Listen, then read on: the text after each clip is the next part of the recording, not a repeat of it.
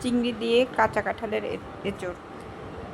কাঁঠালটা আসলে কাঁচা কাঁঠালটা কাটা একটু কষ্ট, হাতে তেল মাখিয়ে কাটতে হয়, তাছাড়া খেতে যেমন সুস্বাদু তেমন পুষ্টিকর। একটু বেশি করে পেঁয়াজ রসুন কাটা আর হচ্ছে তেজপাতা গরম মশলা তেলে দিয়ে আগে একটু ভেজে নিতে হবে। তারপর চিংড়িগুলা একটু তেলের উপর দিয়ে ভেজে নিয়ে তারপর কাঁঠালটা কেটে আগেই হচ্ছে একটু লবণ হলুদ দিয়ে সিদ্ধ করে নিয়েছিলাম। সিদ্ধ কাঁঠালটা চিংড়ি মাছের ভেতরে দিয়ে একটু ভুনিয়ে নিতে হবে, যেটা তারপর হচ্ছে গরম মশলা ছিটা দিলেই হয়ে গেল।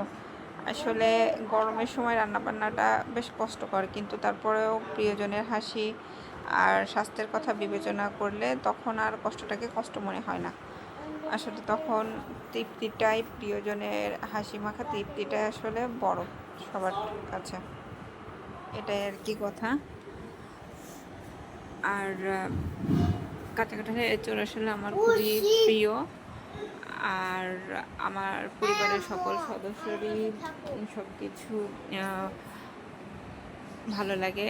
সবাই মিলেই এই এঁচড়টা খেয়েছি, খুব মজা হয়েছিল। আর এখন বাজারে কাঁঠালের প্রাচুর্যতা খুব বেশি, কাঁচা কাঁঠাল বিশেষ করে। আর কিছুদিন পরে কাঁঠাল পেকে যাবে, তখন আর এই এঁচড়টা খাওয়া যাবে না। এই কাঁচা অবস্থাতেই আসলে এঁচড়টা রান্না করতে হয়।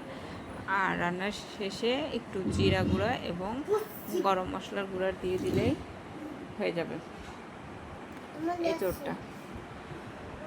আর তারপরে লাস্টে একটু পানি দিয়ে দেওয়া হয়েছে। পানি দেওয়ার পরে ঝোলটা যতটুকু